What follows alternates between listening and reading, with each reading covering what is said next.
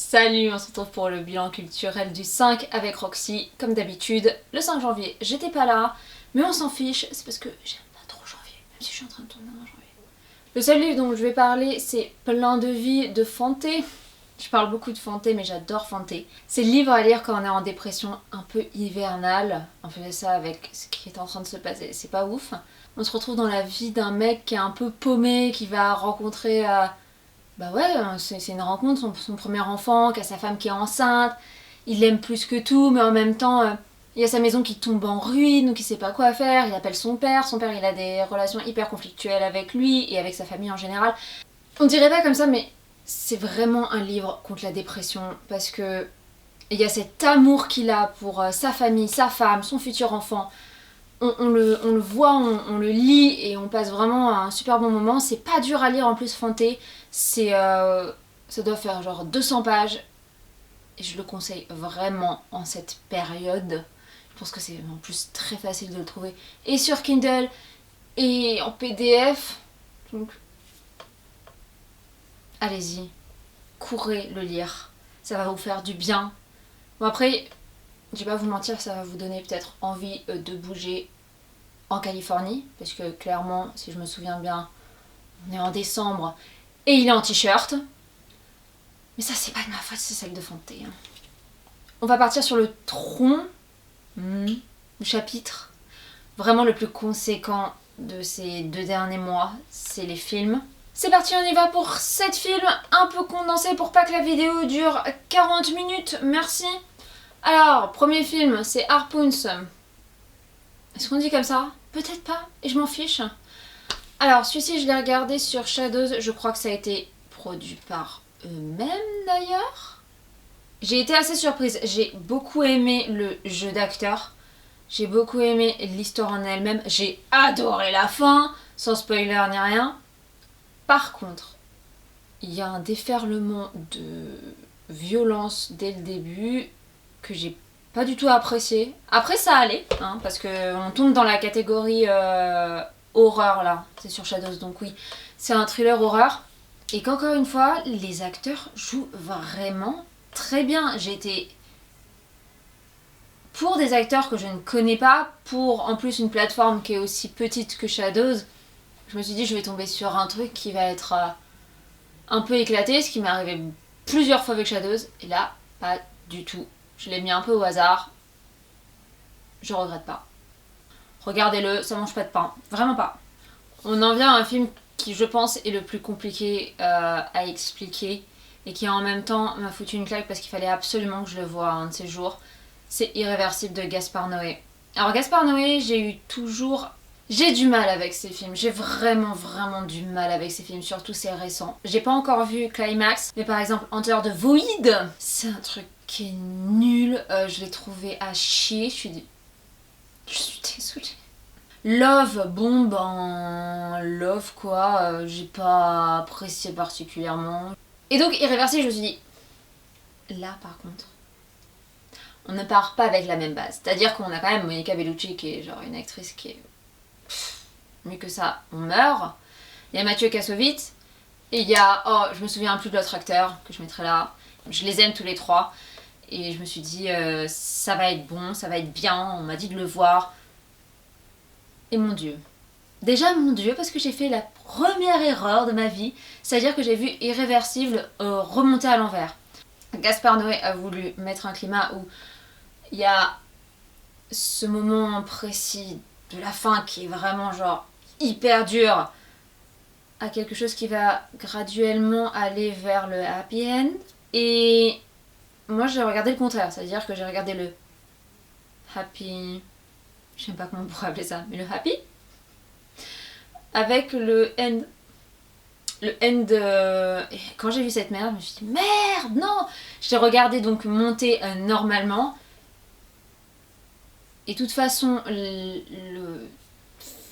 que tout le monde connaît d'Irréversible, c'est la scène dans le couloir de viol de Monica Bellucci, qui est un moment, d'ailleurs, le seul moment du film qui est filmé sans coupure, sans rien. Et d'ailleurs, Gaspard Noé, continue à faire des films comme ça.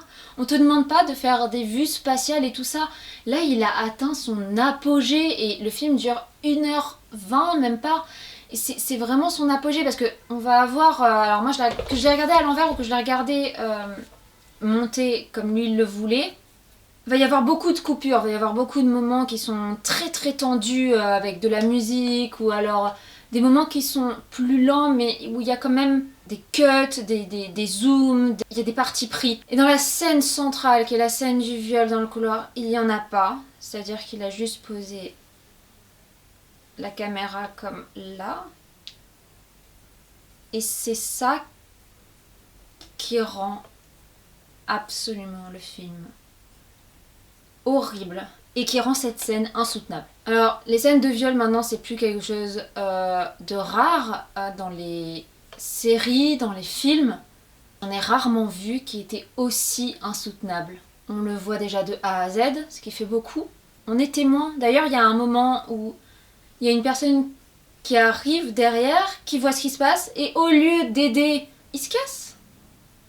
Et nous, on est dans le même problème. On peut pas l'aider. C'est une scène qui doit même être jouée, genre avoir le ventre plaqué au sol, même si on sait que c'est un acteur, c'est d'une violence inouïe. Avoir ces commentaires-là, c'est d'une violence inouïe.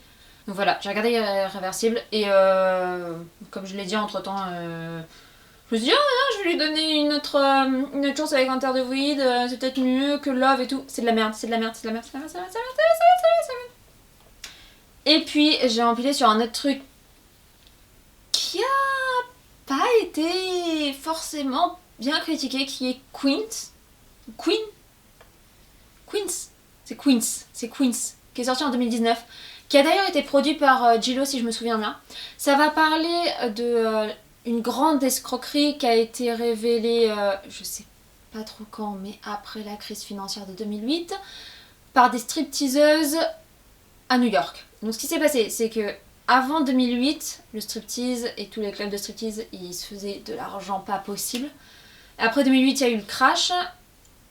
Et plus personne ne venait parce que plus personne n'allait dépenser pour ça. Ah oui, c'est pas le film du siècle, mais les actrices sont bonnes. C'est une bande d'actrices. Moi j'aime beaucoup quand il y a que des femmes. Oui. Ça se passe à New York. Gillo joue très bien, comme toujours. Jennifer Lopez, c'est cœur sur Watt, hein, vraiment. Il y a une bande son qui est vraiment qui va rappeler ceux qui sont nés dans milieu 90, ça va vous rappeler vos 10-15 ans. Je pense qu'il y a aussi une part de gens qui n'ont pas aimé parce que c'est un film assez indépendant, parce qu'il a été produit par Jennifer Lopez, tout ça, mais qui se veut assez un peu à la Universal, donc il va y avoir des moments où ça va être filmé très... ça fait pas très indé alors que je crois que c'est indé, je suis pas sûre. Bref, regardez-le, il est bien. Et lisez pas les mauvais commentaires. Oh, mais j'en ai plus que 3 déjà. Donc on y va assez rapidement. Il y a Parents, qui est sorti en 1989 ou 88, je sais plus. Ce film, je l'ai trouvé sur Amazon, c'est un film un peu d'horreur. J'ai adoré. Oh, il est un peu vide. Niveau acteur, c'est bon, mais c'est juste l'histoire, elle est pas... n'a pas vraiment de fin, n'a pas vraiment de début, il y a des choses qui sont pas très cohérentes. Mais ce que j'ai adoré, c'est l'atmosphère, il a mis une atmosphère, le réalisateur, très années 50-60. Décors, costumes, et je sais pas, c'était une histoire genre cannibale. Ça m'a mis de bonne humeur ces costumes-là, ce temps parfait, cette petite maison bien propette, quand elle fait à manger alors que clairement on croit savoir que c'est de la chair humaine. Je me sentais bien, l'anxiété partait parce que tout était parfait en fait. Petit film sur Amazon Prime si vous avez Prime, vraiment à voir. Là on va passer sur un classique avec une de mes actrices préférées qui est Sissy Spacek. Donc c'est La Balade sauvage. Bah là encore, un truc un peu horrible. Bref, on va suivre un couple, c'est la carpe et le lapin quoi. Et il va y avoir une montée de violence, mais en même temps, ça va être pris très... on va le voir, je sais pas comment l'expliquer, mais moi je le voyais comme c'était Sissy Spacek qui fait la voix off. Et que elle joue une jeune fille qui est quand même vraiment à l'ouest. On a l'impression d'être vraiment loin de ces atrocités. À un moment, je voulais le rapprocher de Bonnie and Clyde, mais je trouve pas du tout au final. Ça ressemble pas du tout à Bonnie and Clyde parce qu'ils sont pas amoureux à ce point-là. Il y a pas cet amour entre eux. Mais il y a le fait qu'ils se comprennent et qu'ils savent quand ils se mentent ou pas et qu'ils savent quand se lâcher. Ils savent quand s'aimer, ils savent quand il faut rien dire. Et j'ai adoré ce côté-là. Puis c'est beau, c'est bien filmé. Dépression hivernale aussi. Dépression hivernale, balade sauvage. Allez hop, on y va. Je fais vraiment une liste de petites dépressions hivernales. Comme ça, en avril-mai, quand normalement, c'est bon, on aura vu des films qui nous auront fait passer un bon hiver. Oh, alors là, par contre, c'est pas du tout un film à regarder si vous êtes en dépression hivernale, à part si vous êtes très amoureux. J'ai vu First de Park Chan-wook. Je le trouvais jamais, c'était énervant, et il est en ce moment sur Shadows. Et la version longue comme la version cut, c'est trop bien. J'étais trop contente. Et j'ai adoré. C'est du Park Chan-wook. Ça va être une histoire de vampire, d'amour complètement loufoque. L'actrice, je sais plus qui c'est, mais elle joue tellement bien. Elle va passer d'une nana qui est hyper amoureuse, hyper mignonne, à une femme sans pitié. J'ai bien utilisé nana et femme parce qu'il y a vraiment ce côté-là. Puis alors l'acteur principal, qui est l'acteur aussi principal de Parasite, on va pas en parler, lui c'est un dieu vivant des acteurs. Hein. Et tous les deux, mais combinés, c'est une explosion. Moi j'ai adoré, j'ai bouffé le film alors qu'il faisait 2h30. Ça a été une baffe, la fin a été une baffe. Le début a été une baffe parce que je m'attendais pas à ça, donc je dirais rien du début. Je spoilerai rien du tout à ce film. Parce que c'est vraiment à voir. En fait c'est comme Parasite. Soit on en parle trop, soit on n'en parle pas assez de First. Alors l'avant-dernier, je vais spoiler là par contre. Je vais peut-être mettre un petit timecode si je vois que je spoil trop. C'est Antebellum. Ce film, je suis trop triste. Les 20 premières minutes sont accablantes. Ça va parler de racisme, ça va parler de traite des esclaves aux USA, ça va parler des champs de coton aux USA. Et on va tomber dans ça dans les premières 20 minutes. Ça va être insoutenable à regarder. Ces 20 minutes sont très dures. Mais alors après, qu'est-ce qui se passe? On retourne dans le présent.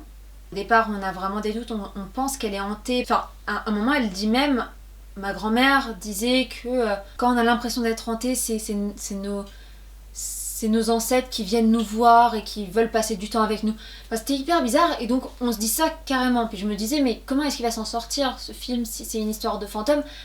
Mais au moins je me disais, il peut arriver à s'en sortir parce que j'ai quand même eu Us, enfin genre des films qui sont... et qui s'en sortaient avec un certain degré de paranormal en fait. Et donc j'avais pas peur de ce paranormal du tout, je me suis dit vas-y, on y va, c'est peut-être ça, moi ça me dérange pas, je suis pas contre. Non, c'est pas du paranormal en fait. Elle est dans un champ de coton, fait de nos jours, elle s'échappe, et on comprend qu'en fait elle était dans un parc qui refaisait la guerre de sécession. Ils auraient pu tellement en dire dessus. Ils auraient pu faire quelque chose d'hyper fort. Pourtant là, ça tient pas la route. Dans le film, elle est quand même une journaliste hyper connue qui disparaît du jour au lendemain. Et on la retrouve pas. Et elle est pas seule. Ils sont au moins 30 personnes racisées qui ont disparu. Donc... pourquoi ces gens, à un moment, on nous dit « Ouais, il y a une liste et toi, t'étais la préférée, moi, je te voulais pas. » Expliquez-nous pourquoi. On est bête parfois, on peut pas s'inventer une fin. Faut nous expliquer, il y a des moments où il faut nous expliquer. Dans Us, c'est hyper bien expliqué. Et la chute est magnifique dans Us. Dans La Chasse, pareil. Pourquoi Antebellum, il a fait ça? Qu'est-ce qui s'est passé? pourquoi? Ça soulevait des problématiques qui étaient tellement importantes et tellement bien, et ils auraient pu en faire... C'était un terreau, mais à faire des trucs mais tellement fous. Ils sont arrêtés à... Elle arrive à s'en sortir.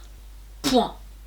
Ah non, on a des footages du FBI qui viennent voir les gens et qui disent oui, c'était ce mec là qui vous a enlevé. Mais on s'en fout, on veut savoir pourquoi il y a une liste, on veut savoir pourquoi est-ce qu'il y a des gens qui veulent toujours revivre ce moment d'esclavage. Donc en fait j'ai plus été énervée que je l'ai trouvé mauvais.